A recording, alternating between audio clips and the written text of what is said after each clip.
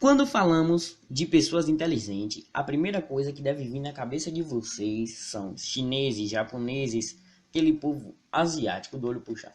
Mas esse vídeo vai ser muito diferente porque você vai conhecer hoje os maiores cientistas brasileiros que merecem o seu respeito, porque esses caras foram os caras. E eles que mereciam ser os melhores da história do Brasil.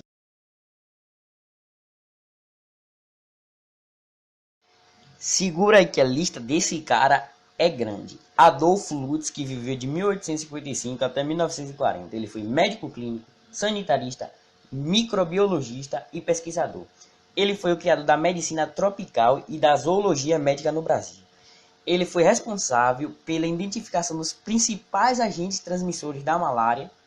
Identificou também um mosquito transmissor do vírus causador da febre amarela, o Aedes aegypti, além de trabalhos pioneiros sobre doenças epidêmicas e endêmicas que assolavam nosso país, como a cólera, febre amarela, febre tifoide e malária. Ele destacou-se em pesquisas sobre lepra e ancilostomia.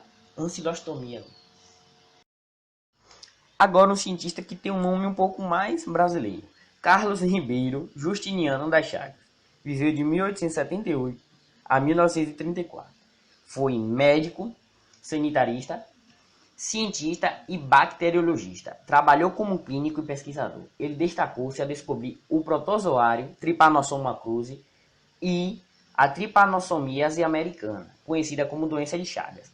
Foi o primeiro e único cientista na história da medicina a descrever completamente uma doença infecciosa, o patógeno, o vetor, os hospedeiros, as manifestações clínicas e a epidemiologia. E ele era brasileiro, o único cientista na história, para você ter noção. Ele teve 4 indicações ao Prêmio Nobel de Medicina e Fisiologia em 1921. E tem muitas pessoas que ainda nem sabem quem é esse cara. Ele foi o primeiro brasileiro a obter o título de doutor honoris causa da Universidade de Harvard, nos Estados Unidos, em 1921. Clodoaldo Pavão viveu de 1929 a 2009. Clodoaldo Pavão foi um biólogo e geneticista brasileiro. Foi presidente do Conselho Nacional de Pesquisas, conhecido como CNPq, de 1986 a 1990. Ele foi professor emérito da Universidade de São Paulo. A principal contribuição científica de Pavão foi baseada no estudo das larvas de uma mosca chamada... Vai aparecer o nome dela aí?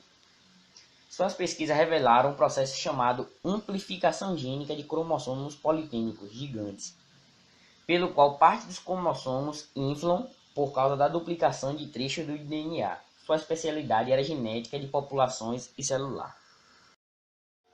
Josué de Castro viveu de 1908 a 1973. Ele foi influente médico, nutrólogo, professor, geógrafo, cientista social, político, escritor, ativista brasileiro e dedicou sua vida ao combate à fome.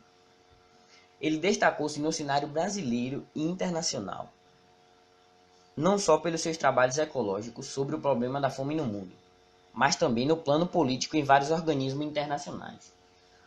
Ao escrever em 1946 o festejado livro Geografia da Fome, ele afirmava que a fome não era um problema natural. Isto não é. A fome ela não dependia dos fatos da natureza. Ao contrário, a fome era fruto de ações dos homens, de suas opções, da condução econômica que davam aos seus países.